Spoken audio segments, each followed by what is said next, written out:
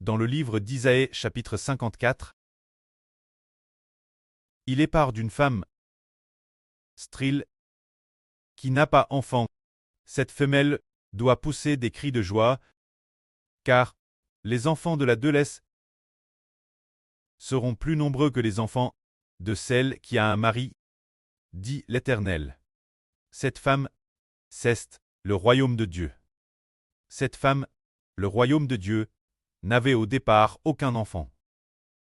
Le royaume cleste du pré-cleste, mis par le Seigneur Jésus-Christ, son Fils unique, ainsi que des milliers et des milliers d'anges, n'avait obtenu aucun fils issu de l'humanité. Mais le pré a prophétisé que le royaume des cieux aurait d'innombrables enfants, bien plus que les enfants de toutes les nations et de tous les peuples de la terre. Cesse de dire que le royaume des cieux est comparable à une femme. Cette femme, l'origine, ne pouvait avoir aucun enfant. Ensuite, elle a obtenu de nouveau les enfants d'une immense nation. Ce royaume, c'est le royaume des cieux, l'Israël de la nouvelle alliance. Regardons ce que concernant ce royaume, le pré-cleste a prophétisé d'élargir l'espace de sa tente, d'étendre le lieu de sa demeure. Lisons cela. Largisse l'espace de ta tente, qu'on déploie les couvertures de ta demeure. Ne retiens pas, allonge tes cordages et affermis tes piquets, car tu te répandras vers le sud et le nord. Ta posterie envahira des nations et peuplera des villes désertes. Ne crains pas, car tu ne seras point confondu. Ne rougis pas, car tu ne seras pas humilié. Tu oublieras la honte de ta jeunesse, et tu ne te souviendras plus de l'opprobre de ton veuvage. C'est-à-dire, en parlant d'une femme, cette femme utilise pour imager le royaume de Dieu. Il est dit que cette femme, ses tentures doivent très grandement déployer plus loin. Ses piquets doivent très affermis. Elle doit se teindre vers le sud et le nord, car ses descendants posséderont les nations. Ses descendants posséderont toutes les contres des nations. Et de plus, ses descendants seront nombreux. Alors Dieu dit, cette femme ne craint plus, elle ne sera pas confondue, ni humiliée, ni j'honore. Et de plus, il est dit ici, tu oublieras la honte de ta jeunesse, et tu ne te souviendras plus de l'opprobre de ton veuvage. C'est dire que cette femme, elle a connu la honte et l'opprobre. La honte, honteuse de quoi? Parce que, par son mari, elle a été répudie. Divorce par son mari. Son mari a divorcé d'avec elle, ne voulait plus d'elle. Et alors, elle ne pouvait que vivre dans le veuvage pendant très longtemps. C'est comme une femme qui, après avoir poussé son mari, n'est plus aime de lui. Pourquoi ne l'aimait-il plus? Parce que, cette femme, après avoir donné naissance à un fils, son fils est mort. Et après la mort de son fils, cette femme ne pouvait plus enfanter. Alors, son mari a vécu avec elle pendant longtemps, sans qu'il puisse avoir de fils. Alors cette femme fut abandonnée par son mari, et son mari choisit une autre femme pour épouse. Alors, cela signifie que cette femme est le royaume de Dieu. Autrefois, le royaume de Dieu avait Adam pour fils, mais Adam est mort. Depuis le jour de la rébellion contre Dieu, aux yeux de Dieu, Adam et sa descendance sont tous morts. Ils ne sont plus les enfants de Dieu, mais les enfants d'autres dieux. Alors, Dieu a abandonné sa propre épouse. Mais maintenant, il est dit que cette épouse recevra de TRS nombreux enfants. Et cette épouse ne sera plus couverte de honte, ni d'opprobre, ni de confusion. Et elle va certainement oublier sa honte passe et sa confusion d'autrefois. Pour quelle raison? Parce que cette femme voit merveilleusement que les enfants qu'elle a ruse sont innombrables. Lisons cela. Ensuite, il est prophétisé que cette femme, elle est de nouveau rappelée par son mari. Rappelée auprès de lui, lisons cela. Il est dit ici, car celui qui te rappelle est ton époux. Jova des armes est son nom, et ton Erdempteur est le Saint d'Israël. Il est appelé le Dieu de toute la terre. Car Jova te rappelle, comme une femme abandonne et l'esprit affligue, comme une pousse de la jeunesse, qui a terre pudie. C'est ce quoi dit Jova. C'est dire, Jova dit, car celui qui te fait est ton pou. Alors le royaume de Dieu. L'époux de ce royaume est Jova Dieu. Ce royaume est l'épouse de Jova, l'épouse du précleste. Le précleste dit, car celui qui te fait est ton pou. Jova des armes est son nom. Et ton Erdempteur est le Saint d'Israël. Il est appelé le Dieu de toute la terre. C'est dire que Dieu va sauver son royaume. Il va sauver son épouse. Alors sauver son royaume. Sauver son épouse. Qui est celui-ci? C'est le Dieu de toute la terre. Jova des armes est son nom. Il dit, Dieu va sauver le royaume des cieux, pour que le royaume ne soit plus veuf, pour que le royaume ne perde plus ses enfants, pour que le royaume ne soit plus sans enfants, mais pour faire de l'épouse de Dieu du royaume la MRE de millions d'enfants. Avant que le Seigneur Jésus-Christ ne vienne, la Bible parlait rarement du royaume des cieux, mais quand le Seigneur Jésus-Christ est venu, la première phrase de son évangile fut « Le royaume des cieux est proche, repentez-vous ». Ce moment tel, nous comprenons tous, le royaume des cieux, depuis que le Seigneur Jésus a dit « Le royaume des cieux est proche, jusqu'à présent », cela fait déjà 200 ans, mais le royaume des cieux n'est pas encore venu. Pourtant, le Seigneur Jésus a dit « Le royaume des cieux est proche ». Cette époque, le royaume des cieux n'avait pas encore, d'enfants. Mais alors, pourquoi le Seigneur a-t-il dit « Le royaume des cieux est proche » Parce que le Seigneur est DJ, venu dans le monde en tant qu'homme, pour sauver le royaume des cieux, et lui donner des enfants. Par exemple, la Chine compte plus d'1 milliard d'habitants. L'Inde compte aussi plus d'1 milliard d'habitants. Mais, le royaume des cieux n'avait pourtant personne. Il n'y avait que le précleste Jova, le Seigneur Jésus et des millions d'anges. Les anges sont des serviteurs.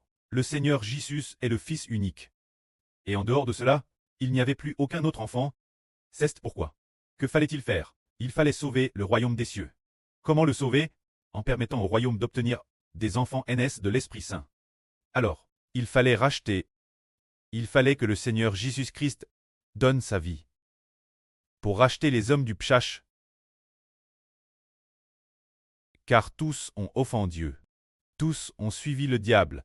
Alors, le Seigneur a été crucifié, pour que parmi ceux qui suivaient le diable, une partie d'entre eux, un tiers d'entre eux soient rachetés, ne suivent plus le diable et ne commettent plus le péché. Le fait qu'ils commettent le pshach, c'est parce qu'ils n'ont pas été rachetés. N'étant pas rachetés, ils étaient l'origine des pécheurs. Ils commettaient donc fortement le pshach. Par exemple, tant pécheurs l'origine, ils commettent le péchach. Alors, pourquoi sont-ils pécheurs? Parce qu'ils ont abandonné Dieu.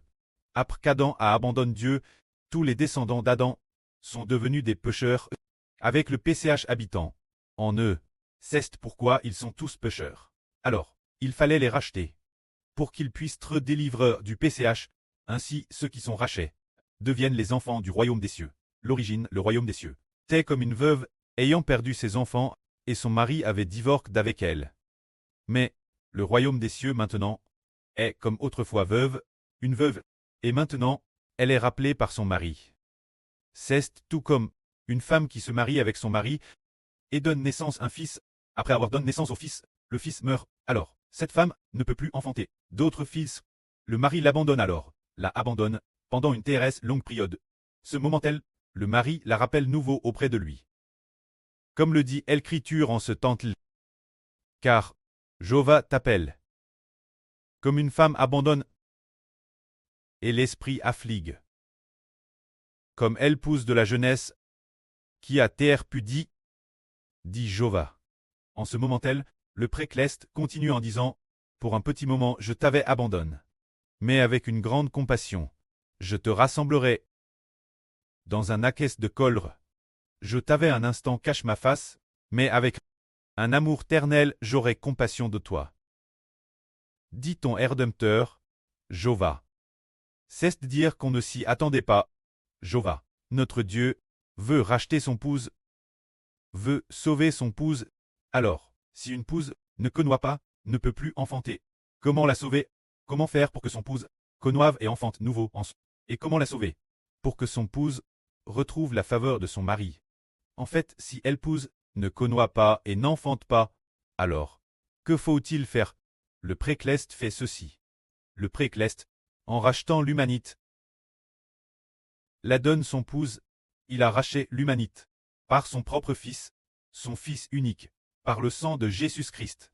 Il a racheté l'humanite. Il a racheté les pécheurs. Le Seigneur Jésus-Christ est venu dans le monde pour sauver l'humanité, pour racheter un tiers de l'humanité. Après les avoir rachetés, après ce rachat, il a lavé leurs péchés et a mis l'Esprit de Dieu et du Seigneur dans ceux qui sont rachetés. Ainsi, ces personnes, qui étaient l'origine des pécheurs, sont rachetées, leurs péchés sont pardonnés. Ainsi, ceux qui l'origine n'avaient pas l'Esprit de Dieu et du Seigneur, maintenant, sont rachetés, et ils ont en eux l'Esprit de Dieu et du Seigneur, devenant ainsi des enfants aînés de l'Esprit Saint. Alors, ces enfants sont tous attribués sa première épouse, plaque sous le nom de sa première épouse. Ainsi, cette épouse a été rappelée par Dieu.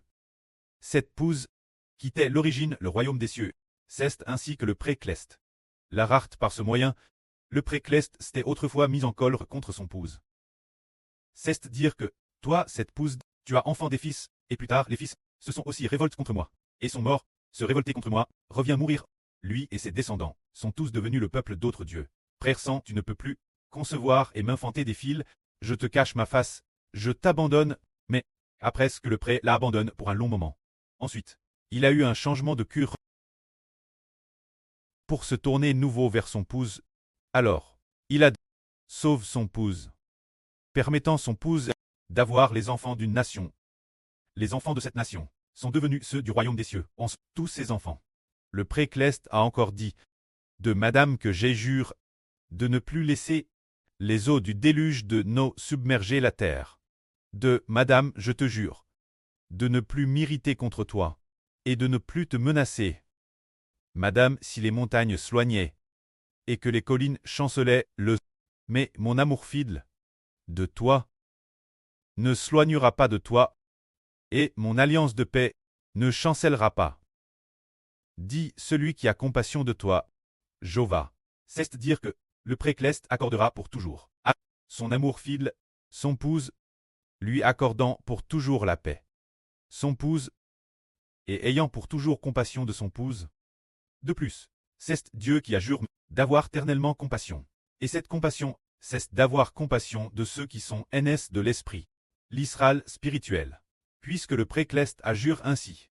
Par conséquent, nous tous, qui avons été rachetés par notre prêtre, le Seigneur Jésus-Christ, pour appartenir au royaume des cieux. Le prêtre dit, puisqu'ils appartiennent au nom de mon épouse, ils sont donc mes enfants. De plus, en eux, au-dedans de tous ces enfants, il y a mon esprit. Ils deviennent donc ma descendance. En réalité, ces enfants sont aînés de l'esprit. Comment sont-ils aînés? Par l'évangile. En prêchant l'évangile, ceux qui sont baptisés au nom du Seigneur Jésus-Christ et bâtis au nom du Seigneur Jésus-Christ, recevant le Saint-Esprit, deviennent les enfants du royaume des cieux. Le royaume des cieux est comme une épouse, et il est aussi comme notre éméreur, comme l'épouse du Précleste Jova.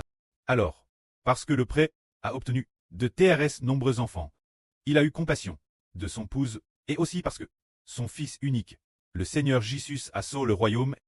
Ainsi, le Précleste, par le sang de son propre Fils, a fait alliance de ne plus jamais pour l'éternité abandonner notre MRE. Si notre preux abandonne la MRR, alors nous serons aussi abandonnés, tout comme Abraham abandonne sa concubine. Abandonne sa concubine, Agar, et de Madame Ismaël, le fils de la concubine, a aussi été abandonné, mais, tout comme Abraham, n'abandonne jamais Sarah. Alors Isaac est toujours aux yeux d'Abraham considéré comme précieux. De la même manière, le Précleste jure de ne jamais abandonner le royaume des cieux. Alors, nous les enfants aînés du royaume des cieux sommes pour toujours et jamais les enfants de Dieu. De plus, l'Esprit de Dieu est en effet en nous. De façon inattendue, l'Esprit du Seigneur est aussi en nous. Ainsi, l'amour fidèle de Dieu et du Seigneur sera sur nous pour toujours. Que la gloire soit au prêtre et au Seigneur, Amen.